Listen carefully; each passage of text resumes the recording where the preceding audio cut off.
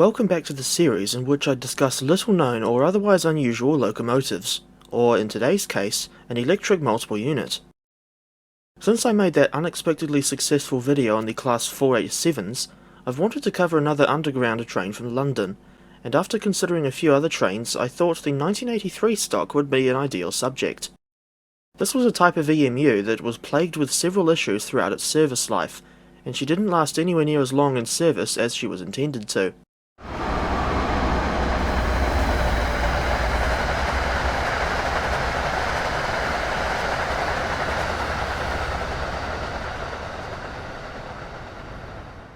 For context, we have to briefly look at the early history of the Jubilee Line. The first stage of this route opened in May 1979, running from Stanmore to Charing Cross. It was intended to relieve pressure or congestion on the Bakerloo line, and indeed the branch line between Baker Street and Stanmore was originally part of the Bakerloo line. This was connected to a newly built section down to Charing Cross via Bond Street and Green Park.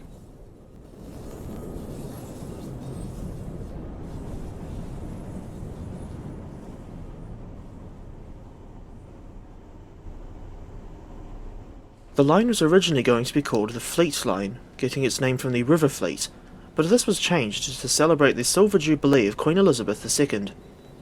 Apparently the section that opened in 1979 was just phase 1 of a plan that would see the line eventually get extended to Fenchurch Street and Thamesmead. In the end, that never happened for a variety of reasons, although I feel like I'll just end up parroting Jago Hazard if I go on explaining what was planned for the Fleet/Jubilee line. Originally, the Jubilee line was run with 1972 tube stock, a type that now runs exclusively on the Bakerloo line.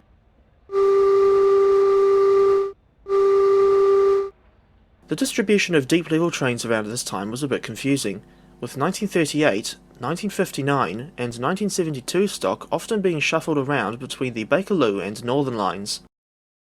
Around this time, the now ancient 1938 stock was in its final few years of service, and so a new train had to be built for the Jubilee line to allow that line's 1972 stock units to go back to the Northern line, and this is where the 1983 stock enters the story.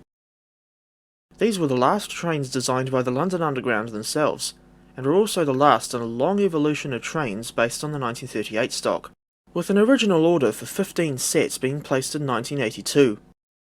Besides the band Scandal releasing their song named The Warrior, 1984 also saw these new trains enter service on the Jubilee line. This allowed some of the 1972 stock to return to the Northern line, which in turn meant the worst of their 1938 stock could finally be withdrawn, although some of those 1938 stock units would famously end up on the Isle of Wight.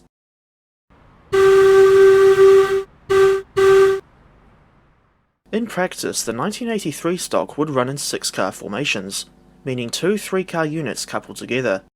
Each 3-car set comprised 2 driving motor cars with a trailer car in the middle, with the coaches being able to carry 48 seated passengers each.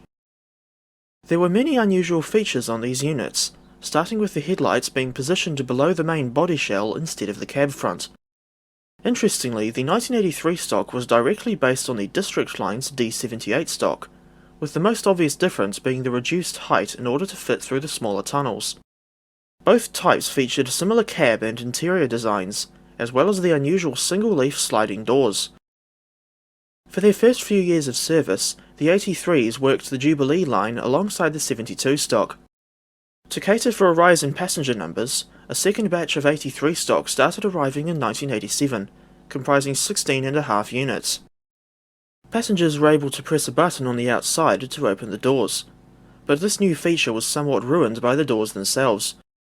Station dwell times were much longer than usual due to the narrow doorways, and as if that wasn't bad enough, the units were also plagued with unreliable generators and traction motors throughout their lives, the former being used to power the interior lights.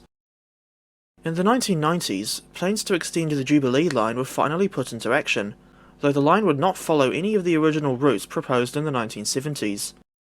Instead, it would go over to Stratford in East London, going via Westminster and Canary Wharf while going under the River Thames 3 times.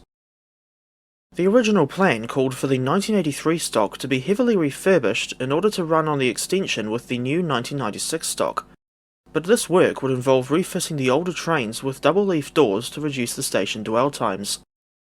In the end, the 1983 stock was never refurbished, because it was deemed more cost-effective to fully replace them with 96 stock. This was despite the fact that the older trains weren't even 20 years old at this point. After the refurbishment proposal was dropped, another idea was put forward to transfer the units to the Uxbridge to Rayners Lane section of the Piccadilly line, but this didn't work out either. In the end, the very last run of a 1983 tube stock train took place on July 9, 1998. With a service life of just 16 years, this was perhaps the shortest-lived deep-level stock in the history of the London Underground. 9 coaches from this class, comprising unit numbers 39, 40 and 45, were stored in the sidings at South Harrow, a station on the Piccadilly line, deteriorating significantly as the years lumbered on.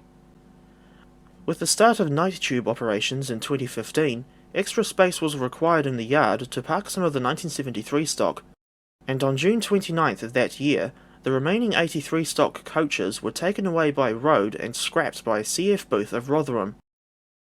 While most of the 1983 stock was scrapped despite still being relatively young, driving motor car number 3734 from the 1987 batch is preserved at the London Transport Museum's Acton depot, and 4 coaches have been placed on what's left of the Broad Street Viaduct in Shoreditch for use as art studios. The coaches in question are driving motors 3662 and 3733, as well as trailers 4633 and 4662. Meanwhile, the Jubilee Line is still going strong today, with the Stratford extension having opened in 1999. The line is now run exclusively with 1996 stock, built by GEC Alstom and Metro Camel between 1996 and 1998. Originally there were just 59 6-car units built, with extra coaches being added in 2005. Around this time 4 more units were built, these having 7 coaches right from the start. Despite being newer than the similar-looking 1995 stock from the Northern Line, the 1996 stock has less advanced technology. On the plus side, they do have a very strange motor sound reminiscent of the Class 365 networker.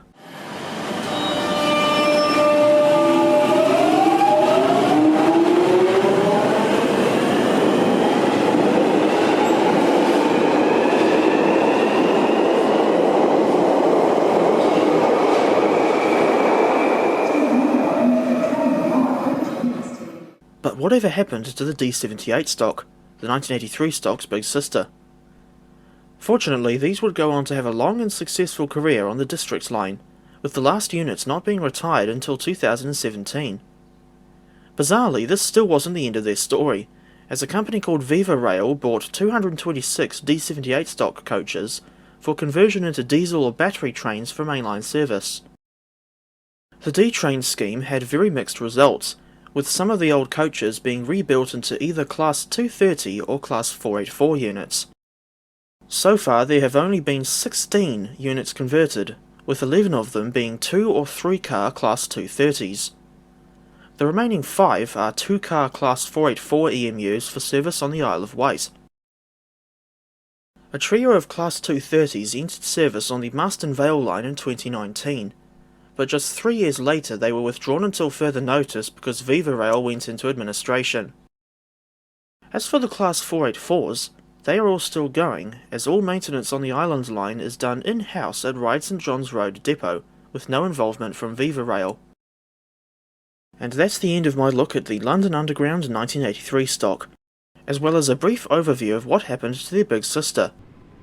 To summarise, these were units that differed significantly from previous tube trains, with their service lives getting cut short due to their poor reliability.